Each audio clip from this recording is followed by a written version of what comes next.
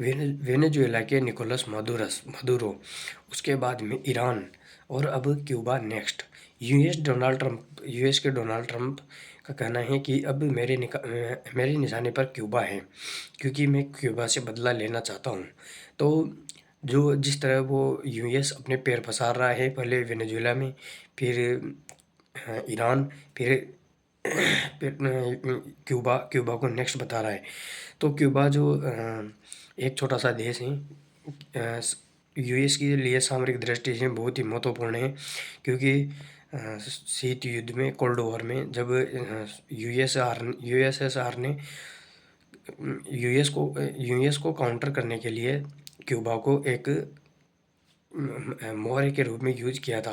तो क्यूबा के ऊपर जो यूरेनियम की जितने भी मिसाइलें थी वो लाकर रशिया ने रख दी थी। तो इस वजह से वो काउंटर करने में बहुत ही हेल्प मिली थी।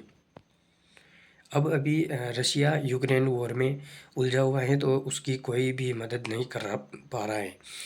जो क्यूबा देश है वो भी रशिया की तरह ही समाजवादी हैं। वहाँ पर जितना भी कैपिटल वगैरह है, जितने भी सुविधाएं हैं हॉस्पिटल की, वो सरकारी हैं। कुल मिलाकर पूरा का पूरा जो चल रहा है वहाँ का बाजार सिस्टम, वो बिल्कुल सरकारी ही चल रहा है। जितनी भी सुविधाएं मिलती हैं वो सरकारी ही मिलती हैं। वहाँ पर कोई भी अभी तक प्राइवेट स्कूल, प्राइवेट हॉस्पिटल, इस तरह की कोई भी चीज़ें प्राइवेट नहीं है, क्योंकि समाजवादी देश उसका अनुसरण करता आ रहा है, मतलब यूएसएसआर का। तो अभी तो यूएसएसआर रहा नहीं, रशिया हो गया है टूटकर, 15 देशों में टूटकर रशिया हो गया है। और रशिया अभी भी यूक्रेन वॉर में उलझा हुआ है, तो वो उसकी कुछ मदद नहीं कर पा रहा है। जब से वेनेजुएला से जो निकोलस मादुरो गए हैं, उसके बाद से जो यूएस की मिलिट्री है उसने घेरा बनाकर उसके ऊपर क्यूबा के चारों तरफ डाला हुआ है। क्यूबा में अभी इतने हालात ख़राब हो रखे हैं कि ना तो वहाँ पर बिजली है और ना ढंग से ऑयल है, क्योंकि जितना भी ऑयल इंपोर्ट होता था तो वो मेक्सिको सिटी से होता था। और मेक्सिको सिटी पर भी यूएस ने कमान कसते हुए बोला है कि जो भी उसको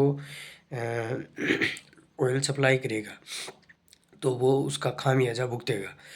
इसलिए अभी वहाँ पर जो क्यूबा है उसमें बहुत सारे कचरों के ढेर जो हैं वो सड़क पे ही लगे हुए हैं, क्योंकि जो कचरे को उठाने वाले जो ट्रक हैं तो वो ऑयल के बिना कैसे चलेंगे।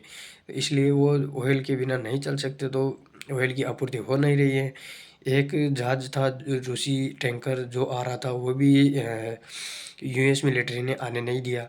तो इस तरह वहाँ पर ऑयल की बहुत ही ज़्यादा शॉर्टेज हो चुकी है। और जो बिजली है वो भी पूरे 24 घंटे में से कम 2 या 3 घंटे आती हैं। और जो लोगों को खाना बनाने की सुविधाएं हैं वो बिल्कुल ध्वस्त हो चुकी हैं। जो 1-2 घंटे बिजली आती है, 24 घंटे, 20-20 घंटे तक शटडाउन लगा हुआ है बिजली का। तो जो 1-2 घंटे आते हैं उसी में लोग खाना बनाते हैं, उसी में काम चलाओ कार्य करते हैं।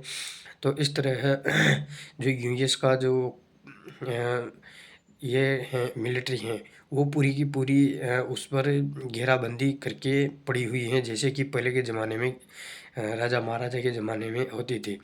अभी इस समय जो हालात चल रहे हैं उसमें कुछ भी नहीं है, और उपनिवेशवाद फैल रहा है। उपनिवेशवाद और साम्राज्यवाद की नीति बढ़ी हुई है।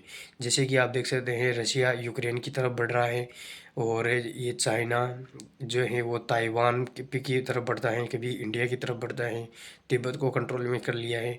और जो यूएस के डोनाल्ड ट्रंप हैं, उन्होंने मेक्सिको को, देखा जाए तो एक तरह से मेक्सिको को अपने कंट्रोल में किया हुआ है। इधर से वेनेजुएला के निकोलस मदुरो को उठा लिया है, तो अब उस पर अपनी पूरी यूएस की जितनी भी ऑयल इंडस्ट्रीज हैं उनको बेच दिया है, तो वो भी अब उसके कंट्रोल में हो गया है। और जो क्यूबा है, तो वो क्यूबा भी क्या है, उसी के कंट्रोल में आने वाला है। और वहाँ पर जो 1 करोड़ की जनसंख्या है, ज़्यादा है नहीं, तो वो बिल्कुल त्रस्त हो चुकी हैं अभी। तो जो वहाँ के डियाज राष्ट्रपति हैं वो भी बिल्कुल पूरी कोशिश कर रहे हैं कि ये मामला सही सेट हो जाए। आप इस पूरे इन इवेंट्स को कैसे देखते हैं, इंसिडेंट को कैसे देखते हैं, अपनी राय कमेंट में दें।